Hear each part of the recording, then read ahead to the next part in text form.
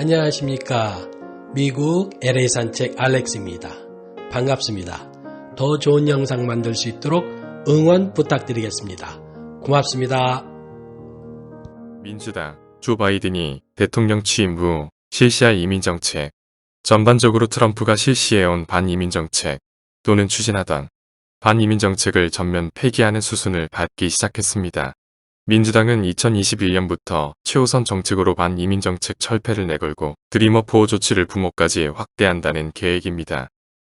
조 바이든은 트럼프 대통령이 실시해온 지난 4년 동안의 반이민정책을 전면 폐기하고 이민 확대, 무리한 이민 단속 중단 등을 추진하겠다고 했습니다.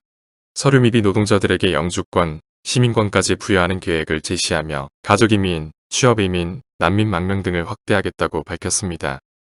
둘째, 가족이민과 취업이민을 함께 확대하겠다는 계획입니다. 가족이민에서는 영주권자의 배우자와 미성년 자녀들도 시민권자의 직계 가족처럼 분류해 아무런 제한 없이 신속하게 영주권을 받을 수 있게 하고 적체 서류를 신속하게 줄이겠다고 밝혔습니다. 취업이민서는 미국 시장의 필요에 의해 외국 인재들을 최대한 영입할 수 있도록 취업비자와 취업 영주권을 확대하겠다고 밝혔습니다. 트럼프 행정부가 돈 없는 이민자들을 막으려고 공적부조 이민 제한 규정을 실시했습니다. 민주당과 조 바이든은 이 규정을 폐기하겠다고 밝혔습니다. 셋째, 지난 30년간 적치된 수백만 명의 서류 미비자들에게 영주권과 시민권까지 받을 수 있도록 하겠다는 공약입니다. 이들을 구제하는 순서는 이번 코로나19 팬데믹 대응에 앞장서온 헬스케어 종사자, 농장 근로자, 드리머 등은 최우선적으로 해결하겠다는 의지도 표명했습니다. 또한 트럼프가 짧게는 5년, 길게는 15년 동안 미국에 살아온 드리머들을 추방하려고 했던 정책을 폐기하고 워크permit을 발급하는 데이카 정책을 전면 재개하는 것만이 아니라 한 걸음 더 나아가 그들의 부모까지 보호하겠다고 밝힘으로써 더욱 확대된 데이카 정책을 실시할 것임을 밝혔습니다. 넷째, 미국 내 이민 단속에서 직장급습과 지역사회에서의 단속을 중단시키고 교회, 학교, 병원, DMV, 법원 등 민감한 지역의 불법 이민자 단속을 중지할 것이라고 밝히기도 했습니다. 미국에서 불법 체류한 경력이 있을 경우 그 기간이 6개월 이상이면 3년, 1년 이상이면 10년간 미국에 들어오지 못하게 되어 있는 재입국, 금지 규정도 없애겠다고 발표했습니다. 다섯째, 성폭력이나 가정폭력 피해 이민자들과 고국을 떠날 수밖에 없는 난민 망명 경험자들 다시 많이 받아들이겠다고도 밝혔습니다. 이 상과는 완전히 반대되는 이민정책을 트럼프가 펼쳐왔습니다. 현재 미국을 만드는데 지난 미국의 역사 속에서 이민자들의 힘이 엄청난 영향을 주었는데도 불구하고 말이지요. 트럼프, 퇴임 후 파산 그리고 기소. 미국, 위스콘신주에서 트럼프가 대선 재검표를 요구할 경우 트럼프 대통령이 개인 돈으로 790만 달러를 선불로 지불해야 합니다. 트럼프 대통령은 과연 이 돈을 지불하고 재검표를 신청할까요? 재검표 신청 시한은 11월 18일입니다. 이에 대하여 트럼프 캠프의 에린 페린 대변인에게 폭스뉴스가 인터뷰를 하면서 790만 달러를 지불하고 재개표를 하겠습니까? 라는 질문을 했지만 그는 정확한 답을 하지 않았습니다. 위스콘신주에서 트럼프 대통령은 바이든의 약 2만 500여 표 뒤지고 있습니다. 0.6%포인트 차이가 나고 있는데 위스콘신주 주법은 0.25%포인트 이내의 접전일 때는 주에서 재검표 비용을 부담하는 것으로 되어 있지만 그 이상 차이가 벌어졌을 땐 재검표를 신청한 쪽이 비용을 지불해야 합니다. 1% 이상 차이가 나면 아예 재검표 요청이 허락되지 않습니다.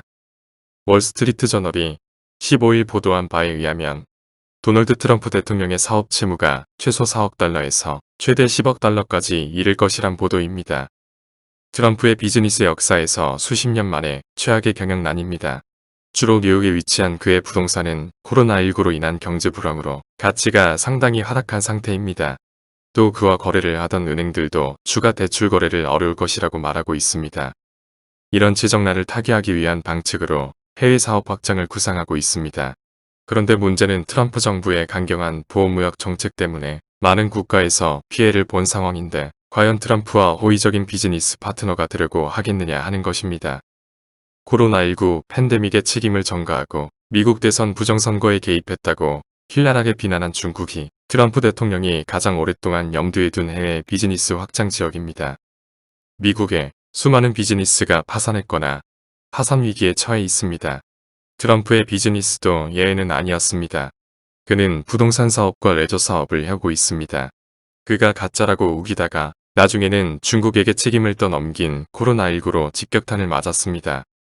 엎친 데 덮친다고 대통령직에서 퇴임하면 뉴욕주 맨하튼 지방검찰에서 탈세 등에 대한 조사가 기다리고 있습니다. 또한 그의 가족이 경영하는 모든 사업체에 대해서도 탈세 부분을 철저하게 조사받게 됩니다. 역을 위협하는 코로나19 확진 파워. 미국 LA 신규 감염자 1일 4,000명, 누적 감염자 약 35만 명으로 증가했습니다. 미국 전체 1일 신규 확진자는 20만 명, 누진 감염자가 1,200만 명, 사망자는 25만 명에 이릅니다.